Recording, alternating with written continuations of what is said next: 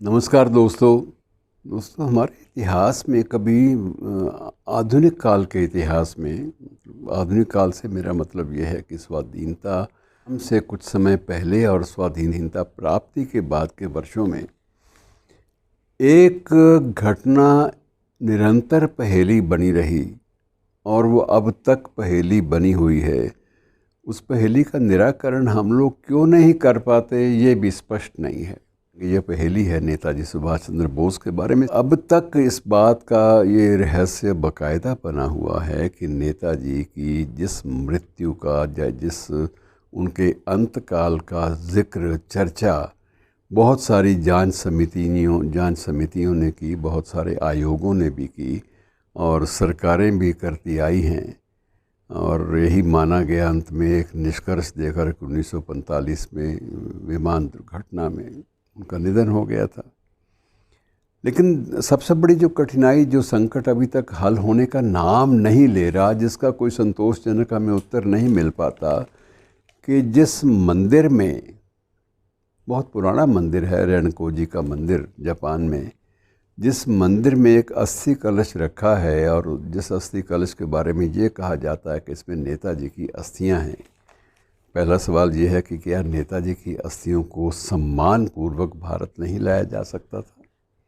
दूसरा ये सवाल जो है इससे भी ज़्यादा महत्वपूर्ण ये है कि जब उस मंदिर के प्रधान पुजारी ने स्वयं इस बात की पेशकश हमारे देश के प्रधानमंत्री, केंद्रीय सरकार और जापान स्थित भारतीय राजदूत से भी की कि आप इनकी प्रामाणिकता के बारे में यदि किसी अच्छे ठोस प्रमाण की तलाश में हैं तो आपको इनका डीएनए करवा लेना चाहिए। डीएनए जांच एकमात्र ऐसी जांच है जिससे ये सिद्ध हो जाता है कि ये जो अस्थियां हैं ये वाकई उस महान व्यक्तित्व की हैं जिसका जिक्र आज तक हम लोग बड़े रहस्यपूर्ण ढंग से सुनते और करते आए हैं।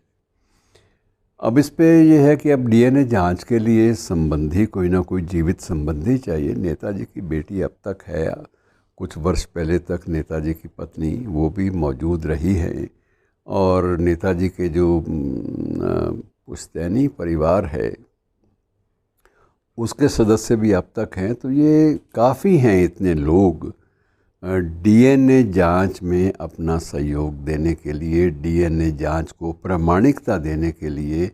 यदि इनके डीएनए से नेताजी की अस्थियों का डीएनए मैच नहीं होता तो हमें अंतिम निष्कर्ष घोषित कर देना चाहिए कि डीएनए जांच भी हो गई, भाई इसमें भी कोई चीज़ प्रमाणित नहीं हो पाई।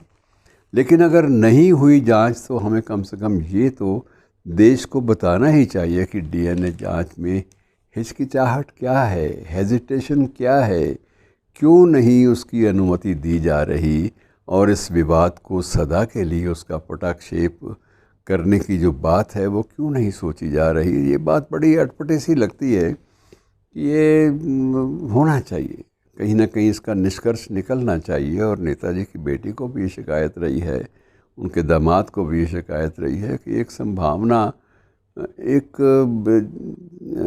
जिसके बारे में बहुत सारी जांच समितियां और आयोग गठित किए जाते रहे हैं और किसी भी अंतिम निष्कर्ष पर कोई भी नहीं पहुंच पाया। और एक संभावना डीएनए जांच की है तो उसमें सरकार को कोई आपत्ति होनी भी नहीं चाहिए। लेकिन किसी कारणवश, वो कारण क्या है ये अभी तक स्पष्ट नहीं है, लेकिन किसी कारणवश अभी तक उस बारे में कोई भी जो प्रगति है जो होनी चाहिए वो नहीं है।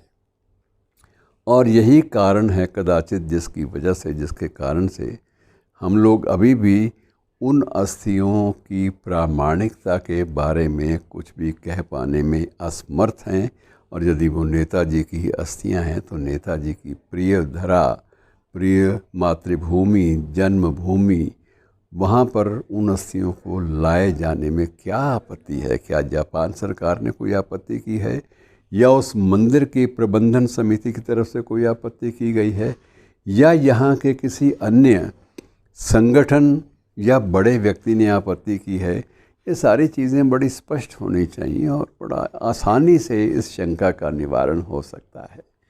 और ये संभव है, इस संभावना पर गंभीरतापूर्वक विचार करने के लिए सरकार को या किसी भी तंत्र को कैसे विवश किया जाए, ये बात अभी तक स्पष्ट नहीं है। धन्यवाद।